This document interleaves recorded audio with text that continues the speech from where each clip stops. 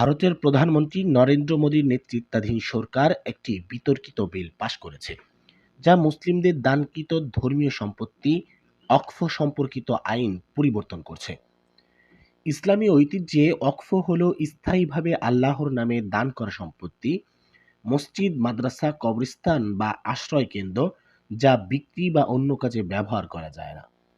সরকারি হিসেবে ভারতে 8,72,000-এর বেশি অক্ষ সম্পত্তি রয়েছে, যার পরিমাণ প্রায় 9,40,000 একর জমি, আনুমানিক মূল্য প্রায় $14 মিলিয়ন।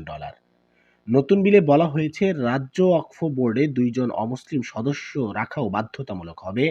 পাশাপাশি সরকার পাবে অক্ষ সম্পত্তির মালিকানা যাচাই ও ব্যবস্থাপনায় হস্তক্ষেপের ক্ষমতা। এ নিয়ে শুরু হয়েছে তীব্র বিতর্ক। तो मैं गांधी की तरह इस कानून को फाड़ता हूं। ये अनकॉन्स्टिट्यूशनल है सर। इस देश में झगड़े पैदा करने का काम बीजेपी करना चाहती है। मस्जिद और मंदिर के न मेरा है न तेरा है, ये हिंदुस्तान सबका है। नहीं समझी गई ये बात तो नुकसान सबका है। মোদীর দয়া নয়, সে অধিকার ভারতবর্ষের সংবিধান। বুধবার লোকসভায় উত্তাল পরিবেশে এই বিল পাশ হয়। 288 জন পক্ষে, 232 জন বিপক্ষে ভোট দেন।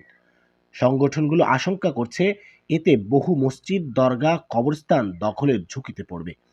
বিলটি এখন রাজ্যসভায় পাঠানো হয়েছে। এই বিল শুধু জমি নয়, প্রশ্ন তুলছে ধর্ম, অধিকার ও ভারতীয় গণতন্ত্রের ভবিষ্যৎ নিয়েও। দিদার ফাহাদ, এনবিআর গ্লোবাল, ঢাকা।